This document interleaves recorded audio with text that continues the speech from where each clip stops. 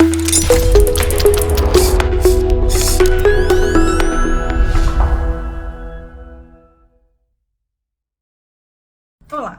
o vídeo de hoje é uma continuação de um vídeo que eu já postei no canal sobre a possível inconstitucionalidade do aumento das alíquotas do IOF.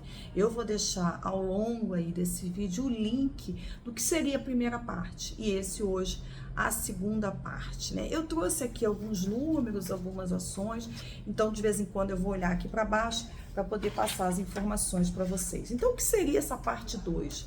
Seria esse problema que a gente está vivendo hoje de judicialização do aumento do IOF, de uma possível inconstitucionalidade de uma das partes. Então, nós temos aqui executivo versus legislativo.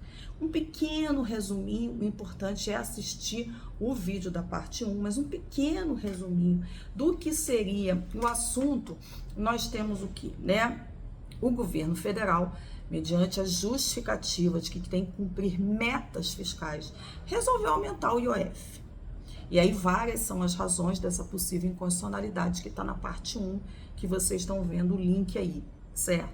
Mas é fato que entre o final de maio e início de junho foram editados 3 decretos presidenciais, o 12466, o 12467 e o 12499, que foi o último e é objeto hoje de ação judicial, nesse sentido de aumentar a arrecadação por meio de aumento de alíquotas do IOF. E aí depois veio o Congresso Nacional com o decreto 176 de 2025, entendendo pela inconstitucionalidade desse aumento, baseado em excesso de atuação. E aí que eu quero explicar para vocês essa situação primeiro, porque a gente tem mais um desdobramento que poucas pessoas se atentaram a isso. O que haveria de excesso de atuação pelo governo federal? O IOF, como eu falei na parte 1, vamos colocar assim, né? No primeiro vídeo, ele é um imposto de natureza regulatória e não arrecadatória. Regulatória em que sentido, né? Regular o mercado financeiro. Então, a finalidade dele não é arrecadar dinheiro, e sim controlar essa atividade financeira. Então, exemplo, por algum motivo aumentou aí compra em cartão de crédito internacional, compras internacionais no cartão de crédito. E aí não é, vamos dizer assim, interessante ou algum momento econômico, se exige então que o governo federal intervenha, aumente as alíquotas para ficar mais caro e as pessoas então parem ou reduzam suas compras internacionais por meio de cartão de crédito. Ele vai lá, com base na Lei 8894 de 94, vai lá, aumenta as alíquotas, efeito imediato, manda ver. Resolveu o problema, reduz as alíquotas, ok. Porque a finalidade não é arrecadar dinheiro, e sim regular um determinado mercado. Ok, isso aí tá de boas. O problema é que quando houve o aumento do IOF, o governo deixou claro que a finalidade disso era cumprir metas fiscais. E absolutamente mais nada. Então, é uma finalidade arrecadatória, que eu volto a dizer, explico melhor no primeiro vídeo. E foi com base nisso que o Congresso, então, entendeu pela inconstitucionalidade. Baseado em quê? No inciso 5 do artigo 49 da Constituição Federal. Esse inciso 5, ele permite o Congresso, o Executivo, de um modo geral, sustar decretos presidenciais, como é o caso, por exemplo, quando há excesso de atuação. Ou seja, no caso, o governo federal não atendeu à lei do IOF quando aumentou as alíquotas. Ele foi além, aconteceu um desvio de finalidade do imposto e com base nesse desvio de finalidade, então, o procedimento de aumento da alíquota foi então entendido como inconstitucional, que aí é a questão da inconstitucionalidade, né, do aumento do IOF, tá? Entre outras coisas que eu coloquei lá naquele vídeo que eu tinha postado anteriormente. E aí, primeiro ponto, judicializou, hoje está no STF para resolver o problema. Alguns partidos, o PSOL, o PL, ingressaram em juízo ADI 7827, 7839, requerendo, essa especificamente do PSOL, requer a declaração de inconstitucionalidade desse decreto 176 do Congresso, dizendo que o aumento é constitucional, que não houve excesso de atuação por parte do governo federal e que, na verdade, é o Congresso que excedeu na sua atuação. Junto com isso, o governo federal também distribuiu uma ação, está todo junto ali, tudo distribuindo por dependência, postulando pela declaração de constitucionalidade desse decreto 12.499, que é onde consolida o aumento das alíquotas. Então, nós temos hoje executivo versus legislativo. E vai caber ao STF entender quem está certo nessa história. Se realmente houve um desvio de finalidade e o governo federal excedeu na sua atuação e o Congresso Nacional está certo, ou foi ao contrário. O governo federal está corretíssimo, o executivo está corretíssimo, quem excedeu foi o legislativo.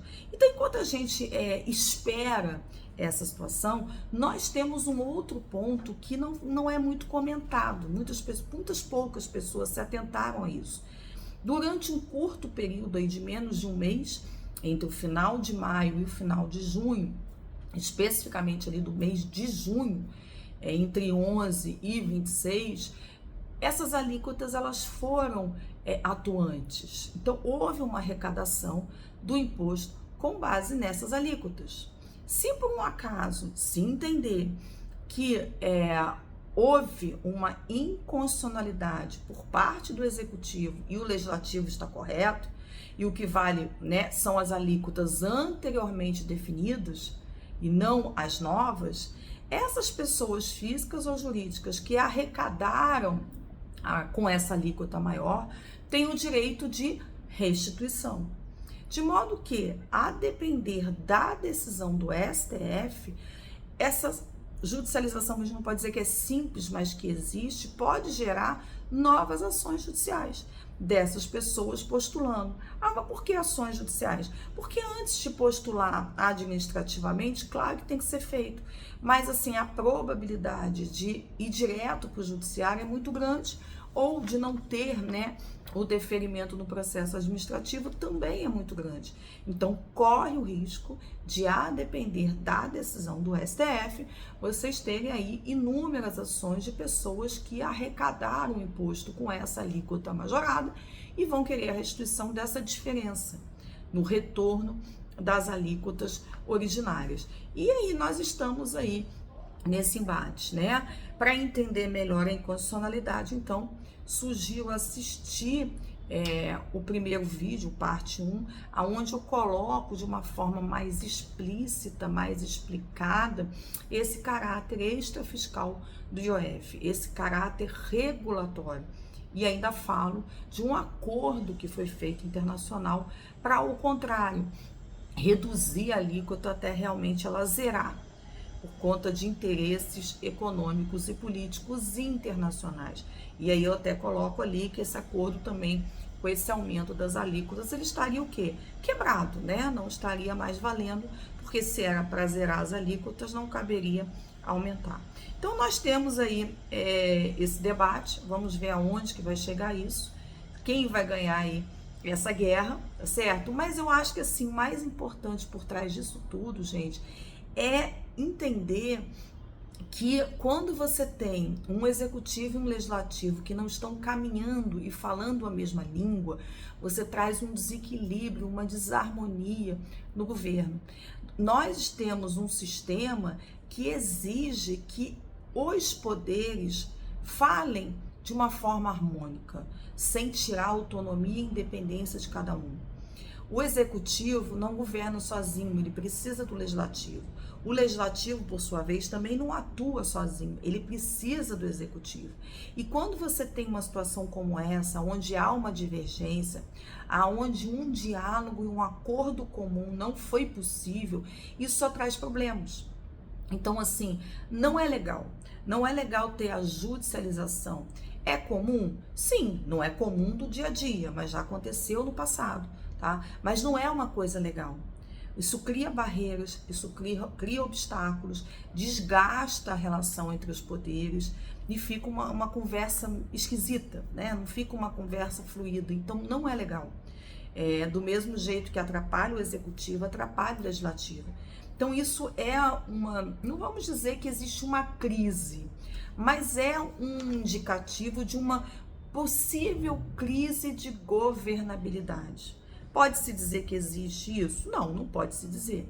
Mas pode-se dizer que isso seria um indício de uma possível crise? Sim, sim, porque de fato executivo e legislativo têm que andar ali alinhados. Espero que vocês tenham gostado desse vídeo. Todos esses decretos, tudo eu vou colocar também na descrição para facilitar quem queira fazer uma pesquisa melhor. Até o próximo vídeo.